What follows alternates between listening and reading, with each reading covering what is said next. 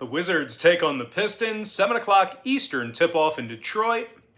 Washington's -6, totals 208. Despite another tough day on my BrockPage.com website yesterday, we are still 4-1 in our last 5 NBA tier package picks on that website. We're also hitting at 74% in our last 19 NBA tier package picks in that very same category.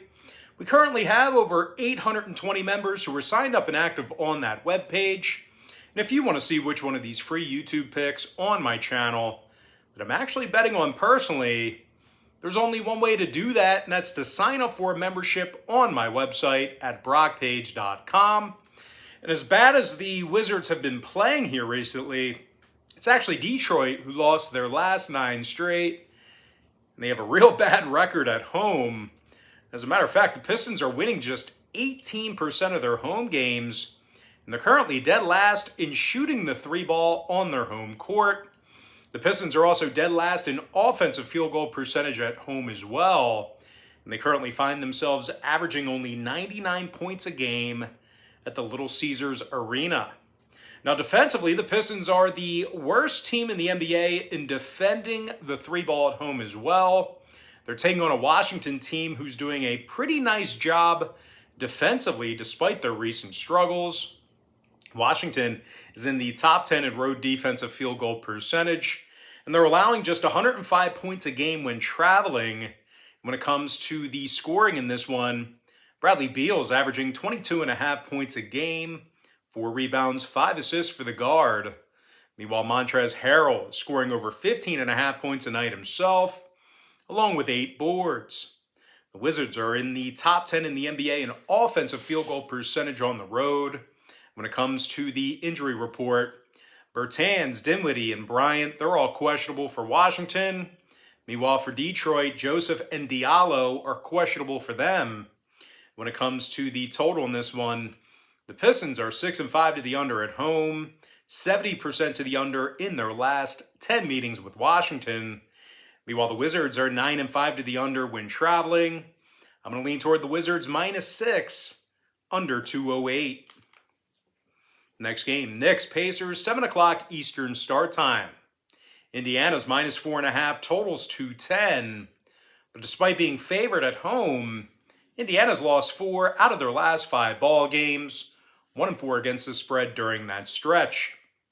Now, the Pacers have struggled defensively at home. They're in the bottom 5 in guarding the 3 ball on their home court. They're also in the bottom 10 in home defensive field goal percentage. Indiana's currently 6 games below 500 for the entire season. They're taking on a Knicks team who successfully covered the number in 4 out of their last 7 despite their recent struggles. The Knicks also play their best basketball on the road. 7-4 straight up when traveling this year, 64% against the number in those road games. The Knicks allow just 104 points per contest in their road trips, and they're also first in the NBA in defensive field goal percentage away from home. Now, scoring-wise, Julius Randle's averaging nearly 20 points a game, 9 rebounds, 5 assists for the forward.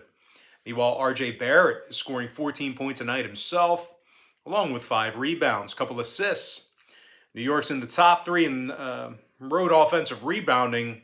They're also in the top 5 in shooting the 3 ball away from home. Now, injury-wise, New York's pretty healthy right now. Meanwhile, for Indiana, Holiday, McConnell, and Warren, they're all still out for them. When it comes to the number in this one, Indiana's 3-0 to the over in their last 3 straight, 6-1 to the over in their last 7. Meanwhile, the Knicks saw their last 4 straight get over the posted number themselves. I'm going to lean toward New York +4.5, over 210. Next matchup, Sixers, Hornets, 7 o'clock Eastern tip-off. Philadelphia's -7, totals 218.5. And despite a good stretch of games over the past week or so, the Sixers have struggled to cover the point spread lately. They failed to cover in 4 out of their last 6 ball games, and they're in the bottom 3 in the NBA in offensive rebounding. Now, defensively, on the other side of the court here, the Sixers have struggled stopping the 3 ball. They're in the bottom 10 in defensive 3-point percentage on the road. They're taking on a Charlotte club who's done a really nice job against the number here recently, despite being riddled with COVID. The Hornets successfully covered the point spread in their last 3 straight, 80% against the spread in all of their home games. As a matter of fact, the Hornets play their best basketball in Charlotte. They're 7-3 straight up in the Queen City. Miles Bridges is averaging over 20 points a game, 7 rebounds, 3 assists for the forward. Meanwhile, Gordon Hayward is averaging over 17 points a night himself, along with 4 rebounds, 3 assists. The Hornets actually score more points per contest on average than any other team in basketball. They're also leading the NBA in three-point percentage at home. Charlotte's drilling nearly 41% of their three-pointers on their home court. Now, injury-wise, Smith, Plumlee, Rozier, McDaniels, and Ball, they currently have the deadly plague. I hope they make it. Prayers of them. Meanwhile, for Philadelphia, Tyrese Maxey is questionable for them. And when it comes to the total in this one, Philadelphia saw 7 out of their last 10 meetings with Charlotte get over the posted number. Meanwhile, the Hornets saw their last 6 straight get over the line themselves, 70% to the over on their home court. I'm going to lean toward Charlotte plus 7, over 218.5. Next game, Bulls, Cavaliers, 7 o'clock Eastern start time. Cleveland's -3, totals 210.5. The Cavs lost their last 2 straight, 5-7 straight up at home this year. Matter of fact, the Cavaliers played their worst basketball in front of their home fans.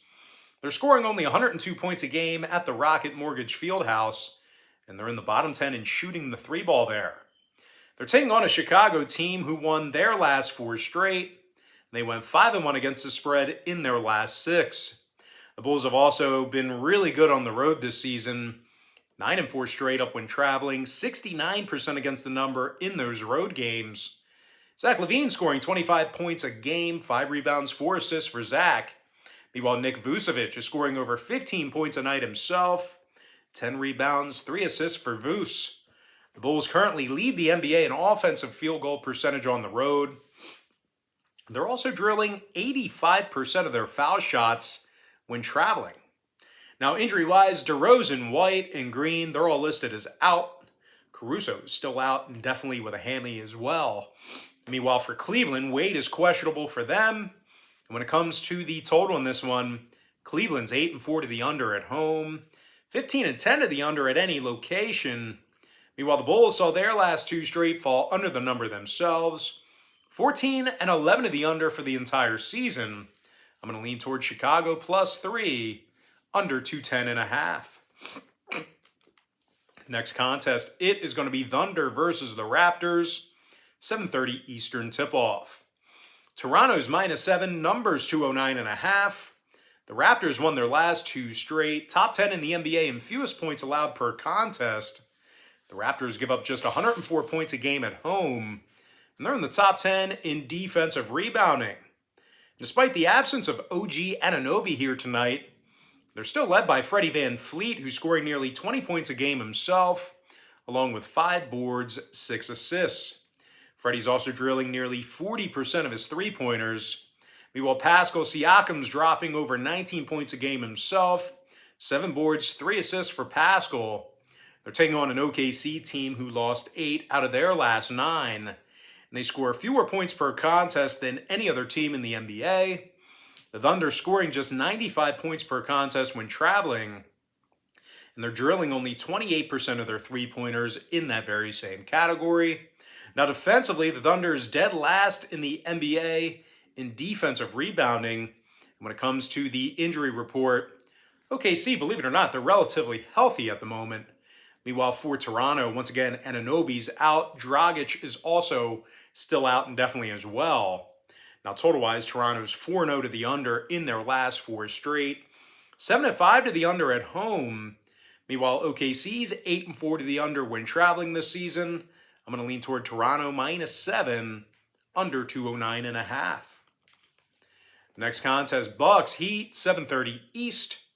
Milwaukee's -6, totals 217. Milwaukee won 10 out of their last 11 ball games. League leaders in offensive rebounding per contest. Giannis Antetokounmpo is scoring over 27.5 points a game, 11 boards, 5 assists for the Greek Freak. Meanwhile, Chris Middleton scoring over 17.5 points a game himself, 5 rebounds, 5 assists for Middleton. Now defensively, Milwaukee's in the top 3 in defensive field goal percentage. They're also limiting their competition to just 32% shooting from 3 land. They're taking on a banged-up Miami squad who lost 4 out of their last 5. And they're going to have to go to work without Jimmy Butler and Bam Adebayo. And even with those guys in the lineup, the Heat's still in the bottom 10 in shooting the 3-ball at home, bottom 3 in home offensive rebounding. Miami's lost 7 out of their last 10 head-to-head meetings with the Bucks. When it comes to the injury report, once again, Butler and Adebayo are out. Martin is questionable. Meanwhile, for Milwaukee, Ojale is out. Hill is questionable. When it comes to the scoring in this one, Milwaukee's gone 60% to the under for the entire season. They also held Miami to just 105 points a game in their last 10 meetings. I'm going to lean toward the Bucks -6, under 217. Next contest, Mavs, Grizzlies, 8 o'clock Eastern start time. Memphis is -4, totals 214.5. The Grizzlies won their last 5 straight, 70% against the number in their last 10. Memphis has a winning record at home, and they successfully covered the point spread in 63% of their ball games for the entire season. Memphis is arguably the best rebound team in the NBA. They're one of the best rebounding teams in the NBA. They're in the top 3 in offensive rebounding, top 5 in defensive rebounding as well. Now, scoring-wise, Dillon Brooks is averaging over 17 points a game, 3 rebounds, couple assists for Brooks. Meanwhile, Desmond Bane is averaging over 16 points a night himself, 4 rebounds, couple assists for Bane. Now, Desmond's also drilling 40% of his 3 balls. They're taking on a Dallas team who's on a 3-game losing streak, and they also dropped 8 out of their last 10. Brown and Cauley Stein, they're both listed as questionable for tonight's meeting. The Mavs currently have a losing road record, and they successfully covered the point spread in just 39% of their ball games for the entire season. Now, Dallas is in the bottom 5 in offensive rebounding, bottom 10 in defensive rebounding. The Mavs are also averaging just 104 points per contest when traveling. Now, injury-wise, once again, Cauley Stein and Brown are questionable. Meanwhile, for Memphis, Clark, Merrill, and Williams are out. Anderson is questionable for them. And when it comes to the total in this one, Memphis went 70% to the over in their last 10 ball games. They're also 9-4 to the over at the FedEx Forum. Meanwhile, Dallas is 6-5 to the over on the road, 60% to the over in their last 10 meetings with the Grizzlies. I'm going to lean toward Memphis -4, over 214.5. Next contest, Nuggets, Pelicans, 8 o'clock Eastern tip-off. The Nuggets are -2.5, totals 214. Despite their struggles on the road this year, Denver is still playing some pretty good defense this season. They're allowing only 104 points per contest, and they're in the top 10 in guarding the 3-ball. Now, offensively, Nikola Jokic is scoring over 25.5 points a game, 13 boards, 6 assists for the center.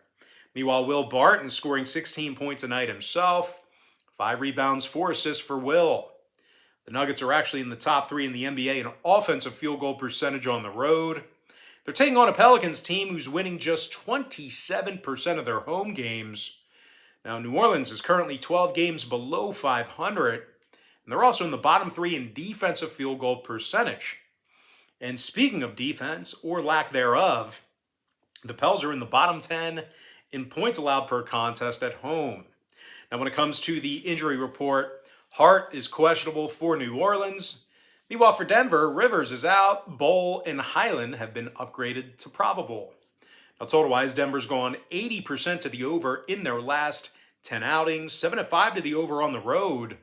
Meanwhile, 5 out of the Pelicans' last 7 contests got over the number themselves. I'm going to lean toward Denver -2.5, over 214. Next matchup, Nets, Rockets, 8 o'clock Eastern start time. Brooklyn's -6, totals 226.5. The Nets won 7 out of their last 9 ball games, 9-2 straight up when traveling. The Nets currently lead the NBA in defending the 3-ball on the road. they're holding their opponents to just 29% shooting from beyond the arc in that category. Now, the Brooklyn Nets are also allowing just 105 points a game in their road trips. Now, scoring-wise, Kevin Durant's dropping 28 points per contest, 7 rebounds, 5 assists for KD.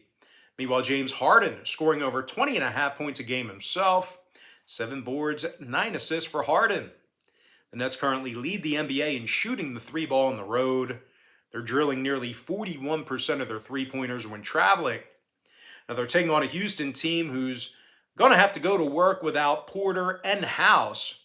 Both are scratched due to lower body injuries. And despite their recent success, Houston is still 9 games below 500, and they're in the bottom 5 in points allowed per contest. Now, offensively, on the other end of the court, the Rockets are averaging only 105 points a game. Injury-wise, once again, House and Porter are out. Meanwhile, for Brooklyn, Harris is out indefinitely with an ankle. And when it comes to the number in this one, Brooklyn's last 3 straight fell under the number, 4-1 to the under in their last 5. Meanwhile, the Rockets are 6-5 to the under at the Toyota Center. I'm going to lean toward Brooklyn -6, under 226.5. Next contest, it is going to be Jazz versus the Timberwolves, 8 o'clock Eastern tip-off. Utah's -7.5, totals 221. The Jazz are on a 4-game winning streak, and they also got the W in 8 out of their last 10 ball games. Utah currently leads the NBA in defensive rebounding. They're also in the top 3 in offensive rebounding on the road, arguably the best rebounding team in basketball. Now, scoring-wise, Donovan Mitchell's averaging over 24 points per contest, 4 rebounds, 5 assists for Don. Meanwhile, Bojan Bogdanovic is scoring over 16.5 points per contest himself, along with 4 boards. Bogey's also drilling 41% of his three-pointers. The Jazz allow only 103 points per contest on the road, and they're limiting their opponents to just 31% shooting from 3 land in that same category. Now, offensively, the Jazz are in the top 3 in scoring on average per game. They're taking on a Minnesota club who lost their last 3 straight, and they also may have to go to work without their best player, Karl Anthony Towns. He's still nursing a tailbone bruise. Now, Beverly, Russell, and Noel, they're all questionable for the T-Wolves as well. Now, Minnesota, they're currently, they've got themselves a losing record for the entire season. And they're also in the bottom 3 in offensive field goal percentage at home. One more thing to add here about Minnesota. They're scoring just 106 points a game on their home court. And speaking of scoring, Minnesota's 10-4 to the under at the Target Center. No real surprise there. They also saw 7 out of their last 10 meetings with Utah fall under the posted total. Meanwhile, the Jazz, they're 60% to the under in their road trips this year themselves. I'm going to lean toward Utah -7.5, under 221. Next contest, it is going to be Magic versus the Kings, 10 o'clock Eastern start time. Sacramento's -7, totals 224.5. The Kings have won just 33% of their home games this season, 4-8 against the spread in those very home contests as well. The Kings have struggled defensively this season. They're in the bottom 3 in points allowed per contest, bottom 5 in defensive rebounding. The Kings also may have to go to work here this evening without Harkless, Barnes, and Halliburton.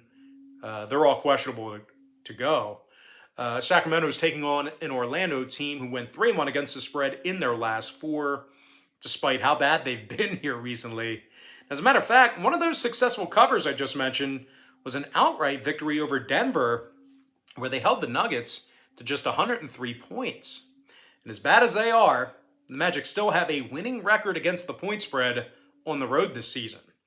Now, scoring-wise, Cole Anthony's averaging nearly 20 points a game, 6 rebounds, 5 assists for the guard. Meanwhile, Franz Wagner scoring over 13.5 points per contest himself, 4 rebounds, 2 assists for Franz. And believe it or not, the Magic currently lead the entire NBA in fourth quarter scoring on the road. They're averaging nearly 30 fourth quarter points a game away from home. Now, injury-wise, Moore and Carter Williams, they're out. When it comes to the scoring in this one, 5 out of Orlando's last 8 fell under the posted number. Meanwhile, the Kings are 75% to the under at home themselves. I'm going to lean toward Orlando +7, keeping this one close, and the under 224.5.